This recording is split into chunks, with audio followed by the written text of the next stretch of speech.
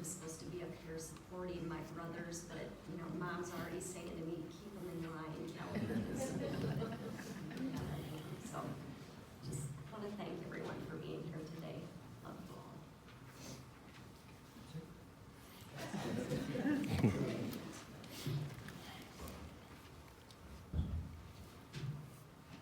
Josh was talking about Kelly and Mac, and when Mom lived with Kelly and Mac in Illinois, and that was a normal family.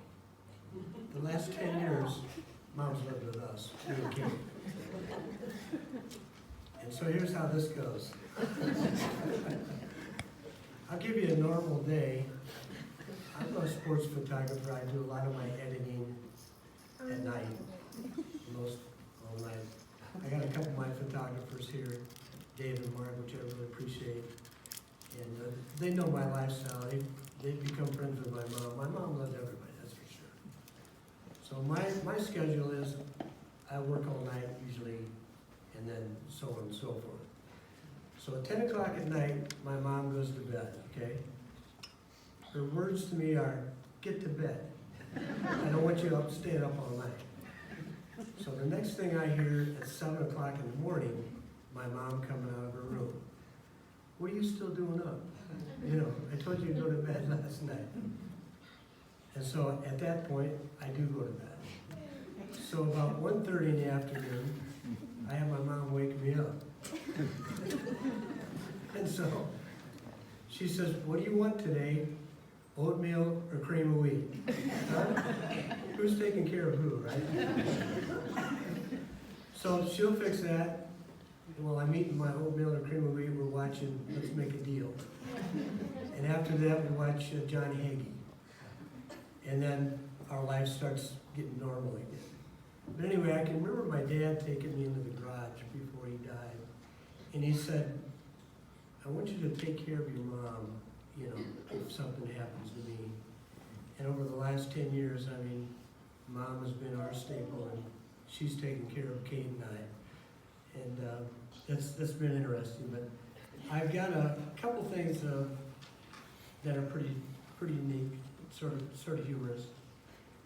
My mom was a great athlete, and she was voted athlete of the year in her high school one year.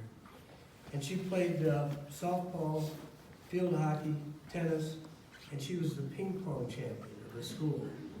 She was real proud of that. So we had a ping pong table in our basement. Well, we also had a guy that was our mailman that loved to play ping pong, and he won his championship in his high school. So he'd come around, and about once or twice a week, they'd go downstairs and play ping pong.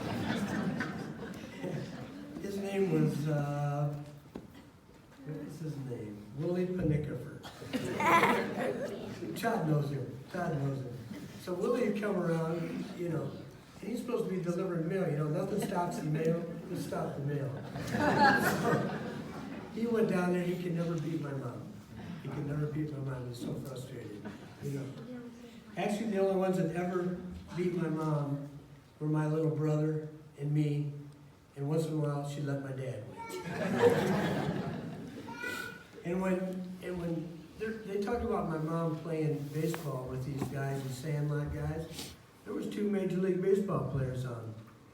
These guys over here, Sherry, and all our cousins know them. You know, they played Major League Baseball. I don't know if Dr. Williams is still here. Maybe he knows him. But one was a catcher for the Reds. I think was Rice. And what was his first name, Sherry? I don't remember. I was thinking more Rocky Nelson. Rocky Nelson. So my mom played with some good ball players. So if they were going to cross the lines because of the polio, my mom was riding in the trunk. They were right.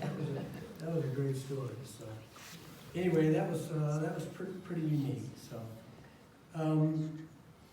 obviously, my mom was an avid sportsman, and what she loved to watch most was me and my brother Roy.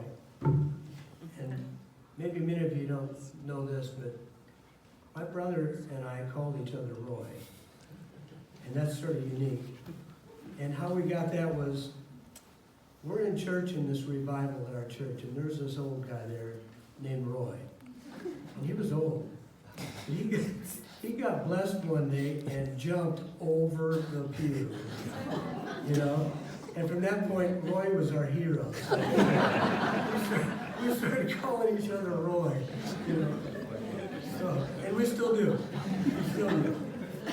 Anyways, one of my mom's most favorite things to watch is me and my brother playing football in her living room. Yeah, right. So my mom had this huge plant, something that was as beautiful as that, right in her front of her picture window. So one day she was going to the store and her last words were, "I don't want any football in the living room." So we're looking out the window. Yeah, she's pulled away. Let's go.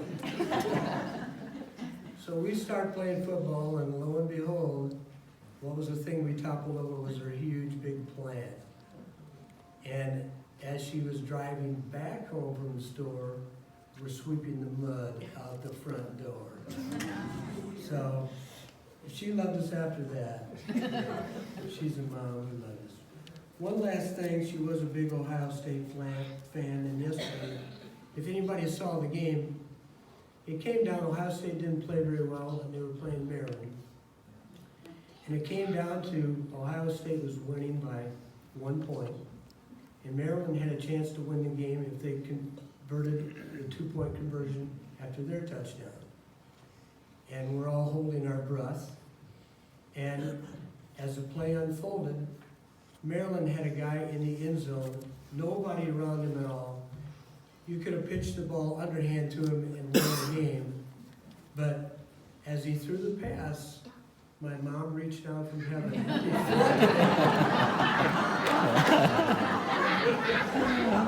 And Ohio State won the game. God bless my mom. And those students. She had the greatest run. Thank you, Roy. I won't be long. You know, end life well.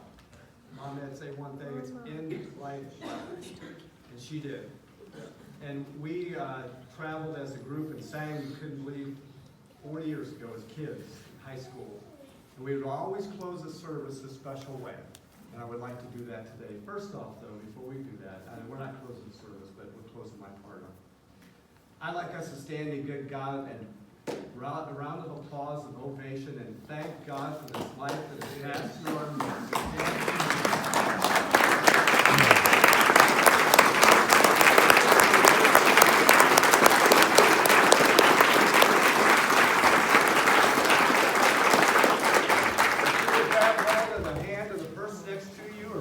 Remain standing just for a second.